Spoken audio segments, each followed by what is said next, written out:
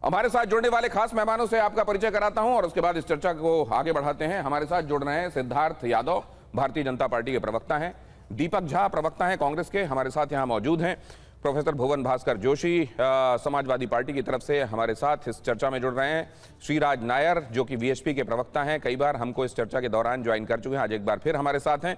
विक्रम सिंह साहब, डीजीपी रहे हैं उत्तर प्रदेश के, वो भी हमारे साथ इस चर्चा में। और एमएल शर्मा, जिनका जिक्र मैंने किया, पूर्व विशेष निदेशक रहे हैं सीबीआई के, वो भी हमारे साथ इस चर्चा में जुड़ रहे हैं। शुरुआत मैं उन्हीं से करना चाहूंगा, कुछ टेक्निकल पॉइंट्स समझ लें, उसके बाद हम अपने बाकी मेहमानों के पास, पॉलिटिकल गेस्ट के पास चलेंगे। पहले तो मैं समझना चाहता हूं एमएल शर्मा सर, आज फिर पुलिस की तरफ से रिमांड की कोशिश नहीं हुई, ये क्यों हुआ होगा?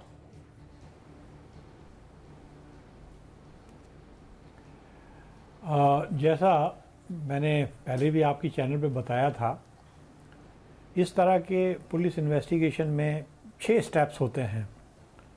FIR, search, seizure, arrest, police custody remand, interrogation and recovery. ये 7 स्टेप्स हैं।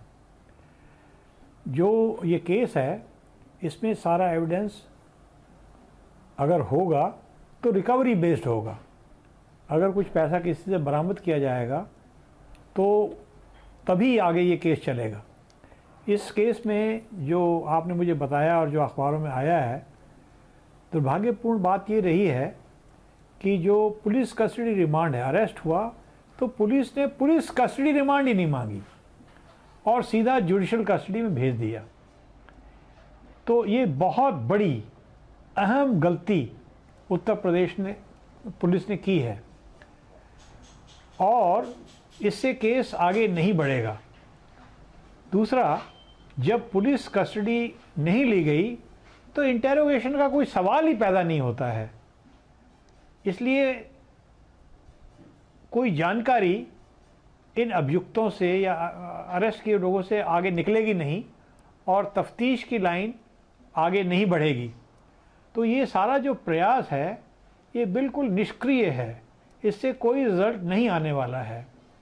और इसलिए किसी सज्जन ने सुप्रीम कोर्ट में एप्लीकेशन भी लगाया है कि इस जांच को सीबीआई को ट्रांसफ़र कर दिया जाए।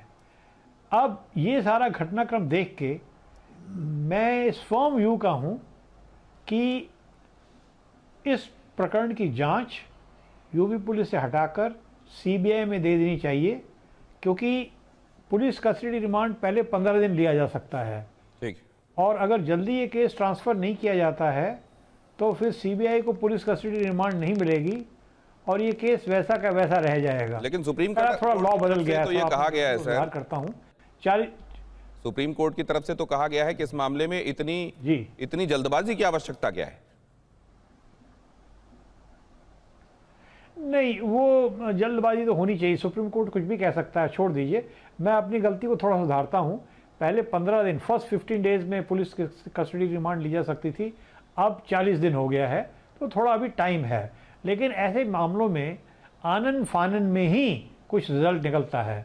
बहुत धैर्य रखने से और बहुत तसल्ली से काम करने से उसमें रिजल्ट नहीं निकलता है। रिजल्ट क्या निकालना है? रिकवरी करना है।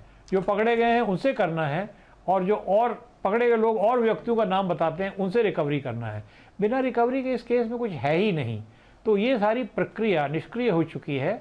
इसलिए या तो यूपी पुलिस असल में क्या है पता नहीं कौन इसकी तफ्तीश कर रहा है। इसमें एक और बात शुरुआत में ही ये जो मैंने ये तफ्तीश होनी चाहिए।